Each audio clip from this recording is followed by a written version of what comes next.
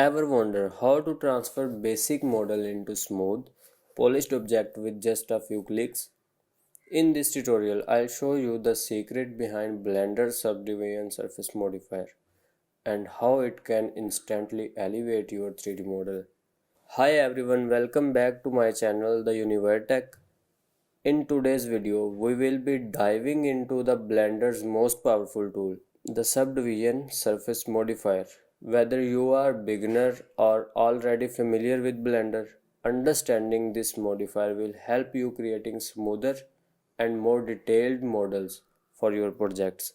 We will start with a basic model, applying the modifier and see the before and after comparison to really grasp impact it can have on your work.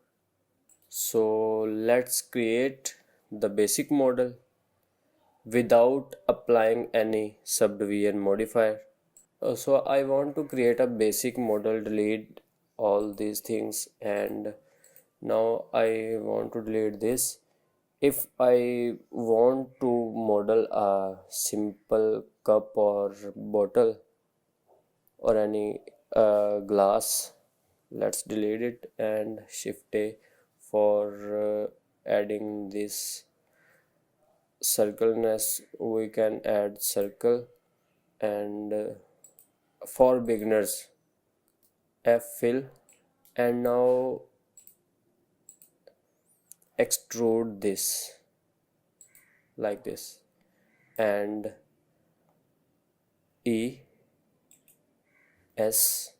Now you can see if we extrude it down, you can see this is not a smooth shape. If we play more with this, extrude and scale more, extrude little bit inner, and you can see this is a basic glass and shaded smooth. You can see this is not really good. You can see in the glass it is be like a round shape in this, like a capsule shape, so like that. You can see this is not a smooth shape. So in other hand, we just apply a modifier, subdivision modifier in on it, and let's see what happened. Just select it, and now you can see this is not really good. And if subdivide more, not really good. Okay, let's model it from scratch. Delete this, go to the front menu, press shift A, add a cube. Okay, let's add a modifier on it. Go to the wrench icon, add modifier, and from generate list you can select subdivision surface. Now you can see instantly the cube change into subdivide and something round shape. If we increase its level of subdivision, you can see it's transform into the like UV sphere in ball, and now leave it on 3. So let's jump into the edit mode to create glass model. So you can see this is a cube, but in it a basic model in simple model. After uh, applying this modifier, you can see a sphere, but it is actually a cube. If we turn it on, you can, after applying this modifier, this is what you can see after applying this modifier, but I want it off. And so now here is a question, how we can get a glass model. We can get a glass model by extrude, by playing this shape.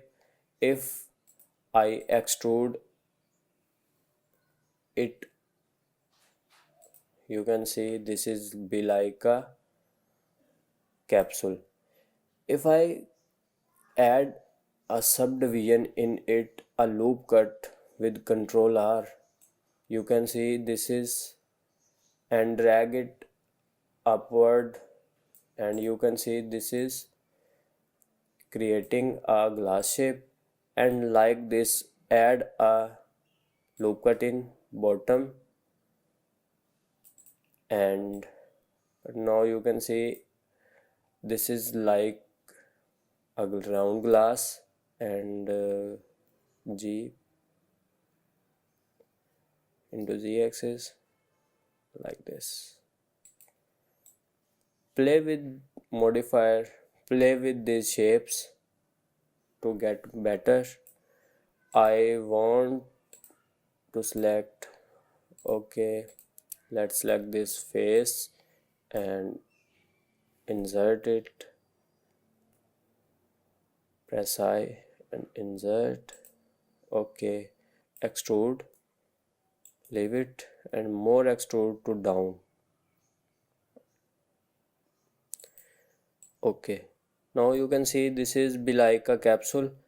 If we add a loop cut into it inside or press E, you can see this is very smooth from inside, and press scale to get clarity in it. And now from bottom we can select this face and insert it, okay, be like, and press E and extrude it inward. Okay, let's jump to the object mode. You can see this is very smooth object. If we want to apply a modifier in it, you can see this is very good model. So this is a phenomena, a basic phenomena. You can model many complex objects with the use of subdivision modifier very simply, very easily. This modifier save your time in modeling. This is also used in sculpting and making environments, making models, and that's it. With just a few steps, you can transfer your simple models into smooth and high quality shapes using the Subdivision Surface Modifier. This tool is incredible whether you are working on a character, any object, or any environments. If you found this tutorial helpful, don't forget to like, share, and subscribe for more Blender tips and tricks. Thanks for watching, and I'll see you in the next video.